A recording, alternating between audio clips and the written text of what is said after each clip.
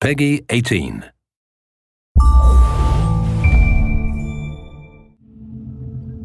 Hi there, my name's Jamie Keane, I'm the lead game designer on Far Cry 3, and this is Mark Thompson, I'm the level design director. So what we're going to show you today is we're going to show you a run through. So you find yourself to begin with in Amanaki Village. Now this is one of the hubs in the game. It's kind of a friendly area where you can rest, recuperate, you're going to feel a bit of the life of the world, but you're never under threat here. You can also do things like you can go to the store and buy new weapons and things like that, but it's basically your safe haven in the world. I was out hunting this morning, got lucky. So at this point, if you look at the mini-map, it doesn't have a lot of useful information on it. Actually, it's almost entirely useless, apart from the radio tower icon you can see there. Whenever you get to a new area of the world, the map will look like this. So the first thing you need to do is find the nearest radio tower, which is generally a visible landmark on the horizon. And then you need to head up there and take off the GPS scrambling device, which Vass and his pirates have put there. So they're always going to be pretty much in high places in the world, areas that you're going to find easy to see. We wanted to make it a slightly different challenge to the rest of the gameplay. A lot of the gameplay in the world is combat oriented, whereas this we wanted to make much more of a kind of a jumping puzzle. This one's the first one that you come across in the world, so it's a really light challenge, but later on in the world it's going to become a little more tricky. We want to emphasize that feeling of vertigo, so you're going to have some pretty gnarly jumps to try and make. You're going to hear the wind kind of rattling through this thing. You're going to hear it creaking. So later on it becomes much more of a challenge. But for now, this is a pretty easy one. It's a fairly straightforward route straight up to the top. Yeah. But, I mean, the level designers did get a little bit mean with the later ones. More than a little bit, I'd say. Yeah. Some of them. But in a good way. It's a good job they don't do anything like put their names in the credits so everybody knows who they are. You can't find people on the internet like that anymore. No. Alright, so you can see a bit of the size of the scale of the world. We're showing about 1/20th of the world in this demo, so you can just take a little bit of a look around and you can see the kind of the overall scope of the game as a whole. Everything you can see in the world you can get to at any time, and you can explore, and when you get there the world will reward you for doing so. It'll be fun. With these reveal sequences, we want to show you a little bit of the world, some sort of suggestions on areas where you can go to explore afterwards. If you take a look around in the horizon as well, you'll see these kind of black smokestacks. Now, these are the outposts that are scattered around the world. They're probably your best next step. So you can see the big red areas on the map. They dictate that the pirates control this part of the world. So when you move around the world, you might be ambushed, you might come across roadblocks as you're driving around. But what you can do is, if you head to the outpost, you can actually take it back and claim this part of the island as your own, well, as yours along with the rebels, the Rakyat. So gradually as you move through the world, you end up kind of cleaning the map. And taking it back for the locals, which in turn makes life easier for you as you move around. Right, so we spotted a couple of goats. So we're going to kill the goats with extreme prejudice. That was quite unfriendly, I thought.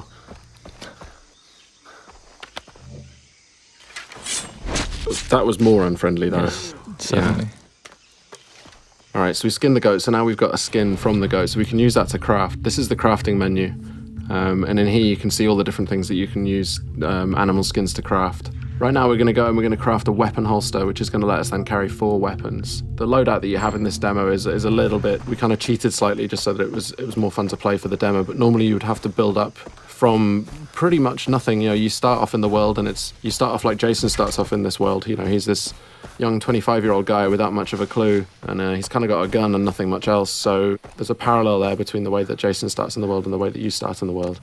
Again, the locals need the help of a plucky young hero. Jason hears the call of duty and sees an opportunity for a Medal of Honor, so he heads out into the battlefield to try and resolve the crisis in uncharted territory. But it's kind of the borderland between the series.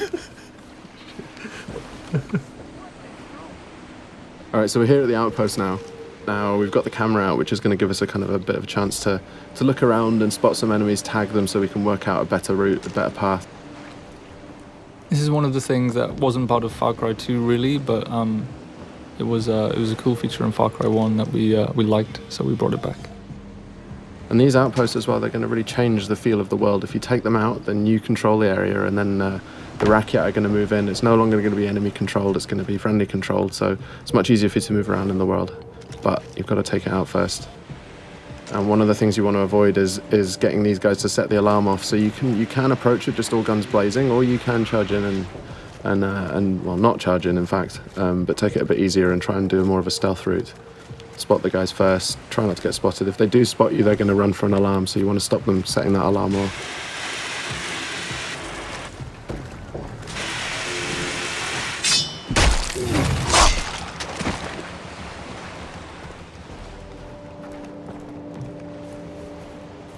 Alright, so we're trying to do a bit more of a stealth route here.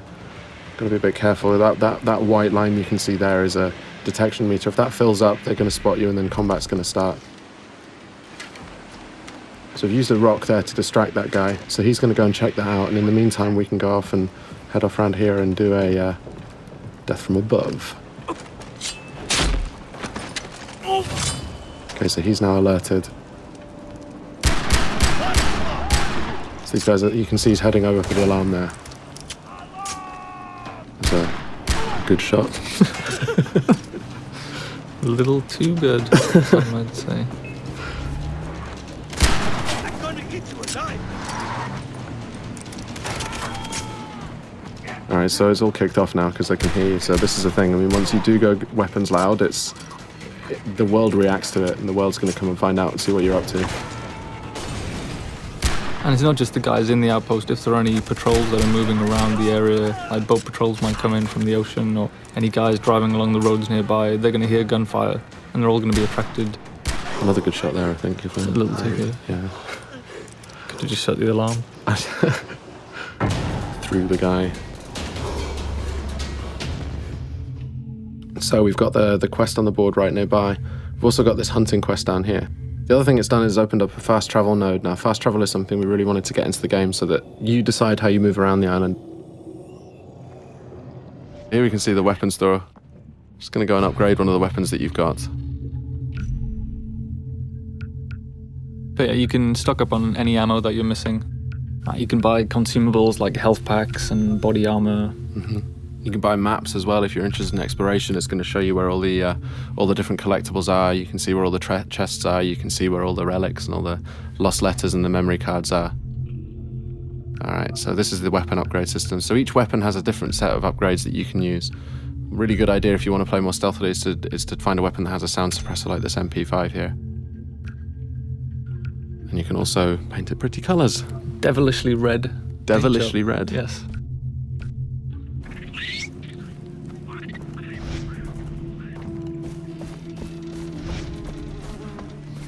Alright, moving up to take this quest, which is just on the board over here.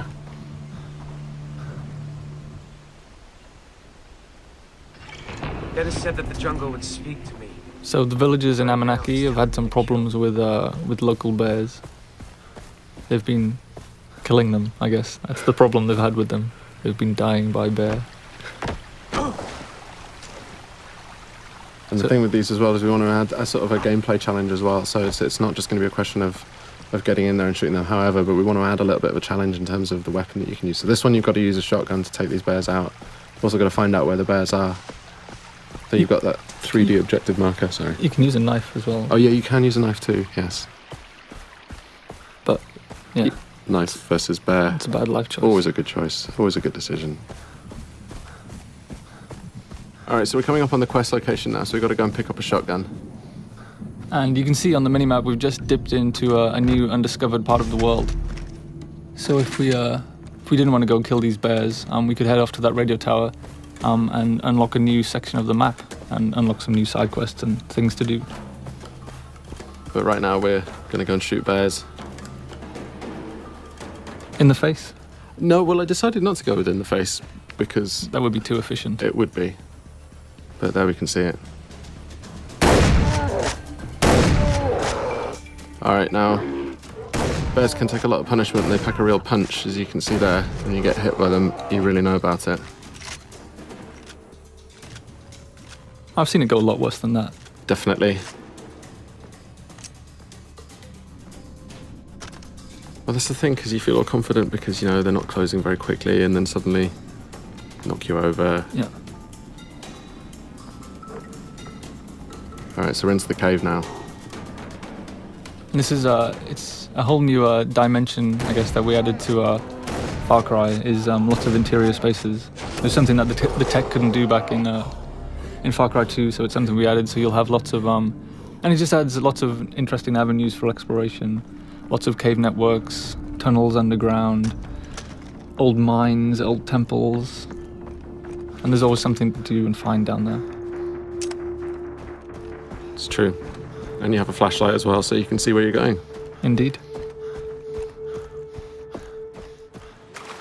Adding other dimensions, really.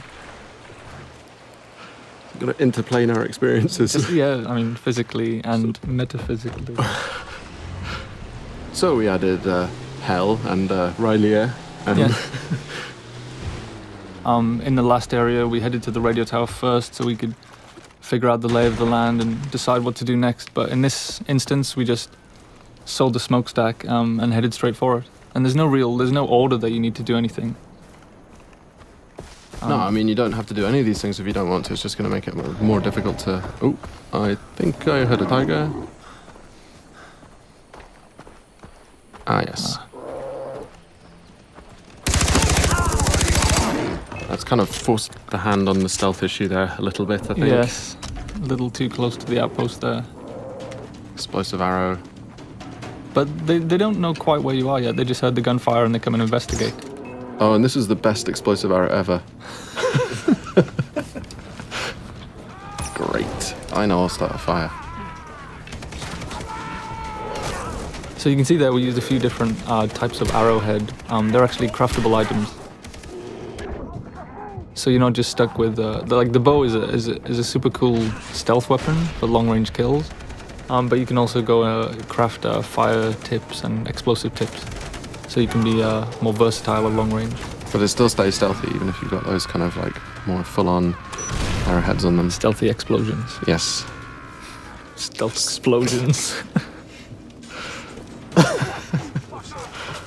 I think we should do that in the real one as well, actually. Stealth explosion.